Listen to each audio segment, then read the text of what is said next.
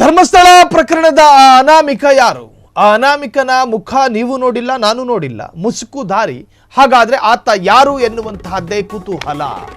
ಧರ್ಮಸ್ಥಳ ಪ್ರಕರಣದ ಅನಾಮಿಕ ಯಾರು? ಅವರ ಹಿಂದೆ ಯಾರಿದ್ದಾರೆ ನೋಡಬೇಕು. ಸಚಿವ ದಿನೇಶ್ ಗುಂಡೂರಾವ್ ಹೇಳಿಕೆಯನ್ನ ಕೊಟ್ಟಿದ್ದಾರೆ. ಅನಾಮಿಕ ಹೇಳಿದ ಸ್ಥಳಗಳನ್ನ ಹುಡುಕಲಾಗಿದೆ, ಇನ್ನು ಹುಡುಕ್ತಿದ್ದಾರೆ, ಹುಡುಕಲೇಬೇಕು. ಅಂತಾರಾಷ್ಟ್ರೀಯ ಮಟ್ಟದಲ್ಲಿ ಸುದ್ದಿಯಾಗಿದೆ, ಜಾಗತಿಕ ಮಟ್ಟದಲ್ಲಿ ಸುದ್ದಿಯಾಗಿದೆ. ಭಯಾನಕ ಕೊಲೆಗಳು ಆಗಿದೆ ಎಂದು ಹೇಳುತ್ತಿದ್ರು. ಜನರನ್ನ ಗಾಬರಿಗೊಳಿಸುವುದನ್ನ ಮಾಡಿದ್ರು. ಇದೊಬ್ಬ ಮಂತ್ರಿಯಾಗಿ ಹಿಂಗೆ ಹೇಳ್ಬಹುದಾ ಅಂತ. SIT ನಿಷ್ಪಕ್ಷಪಾತ ತನಿಖೆ ಮಾಡ್ತಾ ಇದೆ, ಮಾಡ್ಲಿ ಬಿಡಿ. ಗೃಹ ಸಚಿವರು ಸದನದಲ್ಲಿ ಉತ್ತರ ಕೊಡ್ತಾರೆ. ಧರ್ಮಸ್ಥಳ ವಿಚಾರದಲ್ಲೂ ಬಿಜೆಪಿ ರಾಜಕೀಯ ಮಾಡ್ತಾ ಇದೆ. ಈ ವಿಚಾರದಲ್ಲಿ ಪೊಲಿಟಿಕಲ್ ಲಾಭ ತೆಗೆದುಕೊಳ್ಳೋದು ಬೇಡ, ನೀವು ತಗಬೇಡಿ.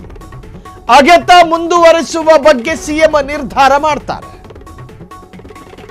ದಕ್ಷಿಣ ಕನ್ನಡ ಜಿಲ್ಲಾ ಉಸ್ತುವಾರಿ ಮಂತ್ರಿ ಈ ಹೇಳಿಕೆಯನ್ನ ಕೊಟ್ಟಿದ್ದಾರೆ. ಸರಿ, ಸ್ವಾಗತ ಮಾಡೋಣ. ಆದರೆ ಅಂತಾರಾಷ್ಟ್ರೀಯ ಮಟ್ಟದಲ್ಲಿ ಸುದ್ದಿ ಆಗ್ತಾ ಇರೋದಂತೂ ನಿಜ, ಅದರಲ್ಲಿ ಸಂದೇಹ ಬೇಡ. ಭಯಾನಕ ಕೊಲೆಗಳಾಗಿದೆ ಅನ್ನೋ ಆರೋಪ ಇರೋದು ನಿಜ. ಹಿಂಗೆ ಹೇಳ್ತಿದ್ರು ಅಂತ ಹೇಳೋದು ಎಷ್ಟು ಸರಿ? ಜವಾಬ್ದಾರಿಯುತ ಸ್ಥಾನ, ಮಂತ್ರಿಯಾಗಿದ್ದುಕೊಂಡಾಗ ಕೆಲ ಸೂಕ್ಷ್ಮ ಪ್ರಕರಣಗಳ ಬಗ್ಗೆ ವ್ಯಾಖ್ಯಾನಿಸಬೇಕಾದ್ರೆ ಸ್ವಲ್ಪ ತಿಳ್ಕೊಂಡು ಮಾತನಾಡಬೇಕು. ಜನರನ್ನ ಗಾಬರಿಗೊಳಿಸಿದ್ರು, ಅಲ್ಲಿ ಕೊಲೆಗಳಾಗಿದೆ ಅಂತ ಹೇಳ್ತಾ ಇದ್ರು. ಅಲ್ಲ ಕಣಯ್ಯ, ಒಂದು ಪ್ರಕರಣ SIT ತನಿಖೆಯ ಅಂಡರ್ ಇನ್ವೆಸ್ಟಿಗೇಷನ್ ಅಲ್ಲಿ ಇರಬೇಕಾದ್ರೆ ಇನ್ನೂ SIT ತನಿಖೆ ಪೂರ್ಣಗೊಂಡಿಲ್ಲ, ಚಾರ್ಜ್ ಶೀಟ್ ಸಲ್ಲಿಕೆಯಾಗಲಿಲ್ಲ, SITಗಳಿಗೆ ಏನೇನು ಸಿಕ್ತು ಎನ್ನುವಂತಹದ್ದು ಈವರೆಗೂ ರಿವೀಲ್ ಅಲ್ಲ. SIT ಮುಖ್ಯಸ್ಥ ಮೊಹಾಂತಿ ಅವರು ಹೇಳ್ಕತ್ತಾರೆ. ಅದರ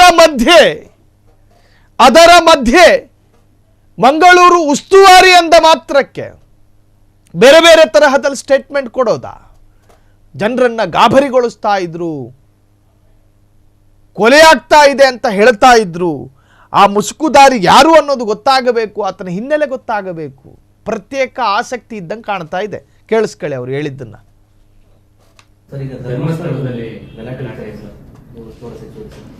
ಧರ್ಮಸ್ಥಳದ ವಿಚಾರ ಅದು ಅದನ್ನ ನಾವು ಮೊದಲಿಂದಲೂ ಕೂಡ ಬಹಳ ಅದನ್ನ ಜವಾಬ್ದಾರಿತವಾಗಿ ನಾವು ನಡ್ಕೊಂಡಿದ್ದೇವೆ. ಇದನ್ನ ಬಹಳಷ್ಟು ಸುದ್ದಿಗಳು, ವಿಷಯಗಳು ಹೊರಗೆ ಬಂತು, ಇಡೀ ದೇಶ ಎಲ್ಲ ಸುದ್ದಿ ಆಯಿತು.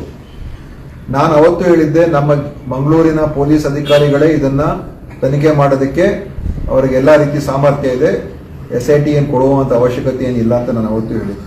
ಆದರೂ ಕೂಡ ಅನೇಕ ಸಂಘಟನೆಗಳು ಮತ್ತು ಈ ಎಡಪಂಥೀಯ ಸಂಘಟನೆಗಳು ಅವರೆಲ್ಲ ಬಹಳ ಒತ್ತಡ ಹಾಕಿದ್ರು.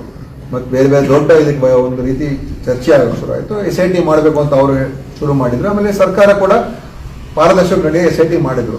SIT ಅವರು ಕೂಡ ಯಾವುದೇ ನಾವು ನಮ್ಮ ಪಕ್ಷದವರಾಗಲಿ ನಾವುಗಳಾಗಲಿ ಎಲ್ಲೂ ಕೂಡ ಒಂದು ರೀತಿ ವ್ಯತಿರಿಕ್ತವಾದ ಹೇಳಿಕೆಗಳು ಕೊಟ್ಟಿಲ್ಲ ಮತ್ತು ಹಗುರವಾಗಿ ನಾವು ಎಲ್ಲೂ ಮಾತಾಡಿಲ್ಲ. ಇದು ಅದರ ಸಾಕ್ಷಿ ಆಧಾರದ ಮೇಲೆ ನಡಿಬೇಕು. ಅವರು ಹೇಳಿರ್ತಕ್ಕಂಥ ಆರೋಪಗಳು ಅಥವಾ ವಿಷಯಗಳು ಬಹಳ ಗಂಭೀರವಾದಂಥ ವಿಷಯಗಳು. ಅದು ನಿಜ ಆಗಿದ್ರೆ ಅದು ಬಹುಶಃ ಇಡೀ ವಿಶ್ವದಲ್ಲೇ ಒಂದು ದೊಡ್ಡ ಸುದ್ದಿ. ಅದು ಕೇವಲ ಕರ್ನಾಟಕ ಮತ್ತು ಧರ್ಮಸ್ಥಳ ನಮ್ಗಾಗ್ತದೆ. ತದನಂತರ ಇನ್ನೇನಾದ್ರೂ ಅವ್ರಿಗೆ ಮಾಹಿತಿ ಸಿಕ್ಕಿದ್ರೆ ಆಮೇಲೆ ನೋಡೋಣ. ಯೂಟ್ಯೂಬ್ ಅಲ್ಲಿ ಏನ್ ಹೇಳ್ತಾರೆ ಅದರ ನಾನು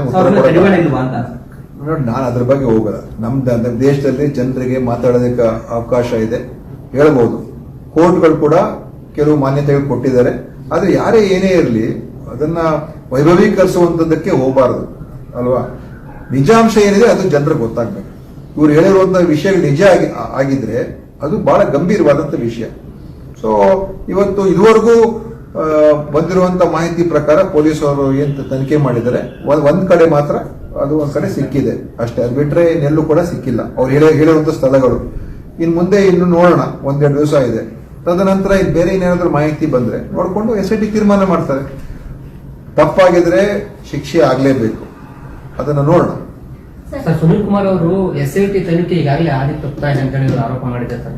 ಸುನೀಲ್ ಕುಮಾರ್ ಅವರು ಅವ್ರಿಗೆ ಹೇಳೋದಕ್ಕೆ ಯಾವ ಆಧಾರ ಇದೆ ನಂಗೆ ಅರ್ಥ ಆಗ್ತಾ ಇಲ್ಲ. ಅವ್ರಿಗೆ ಬಹುಶಃ ಬೇರೆ ಉದ್ದೇಶಗಳು ಇರ್ಬೋದು ಅಷ್ಟೇ, ನನಗೆ ಗೊತ್ತಿಲ್ಲ. ಅವ್ರು ಏನ್ ಹೇಳಿದ್ರೆ ಗೊತ್ತಿಲ್ಲ, ಬಟ್ ಏನಾದ್ರೂ ಆಧಾರ ಇಟ್ಕೊಂಡು ಹೇಳಿದ್ರೆ ಒಪ್ಕೋಬಹುದು. ಓಕೆ, ನಂತರ ಇನ್ನೇನಾದ್ರೂ ಅವ್ರಿಗೆ ಮಾಹಿತಿ ಸಿಕ್ಕಿದ್ರೆ ಆಮೇಲೆ ನೋಡೋಣ. ಕೆಲ ಯೂಟ್ಯೂಬರ್ಸ್ಗಳು ಎಲ್ಲ SIT ಇಂದ ಮೂಲಗಳಿಂದ ಮಾಹಿತಿ 13 ದಿನ. ಕ್ಷಣ ಕ್ಷಣದ ಸುದ್ದಿಗಳಿಗಾಗಿ ಫ್ರೀಡಂ ಟಿವಿ ಸಬ್ಸ್ಕ್ರೈಬ್ ಮಾಡಿ, ಲೈಕ್ ಮಾಡಿ ಹಾಗೂ ಫಾಲೋ ಮಾಡಿ. ಹೊಸ ಸುದ್ದಿಗಳ ನೋಟಿಫಿಕೇಶನ್ಗಾಗಿ ಬೆಲ್ ಐಕಾನ್ ಮೇಲೆ ಕ್ಲಿಕ್ ಮಾಡಿ.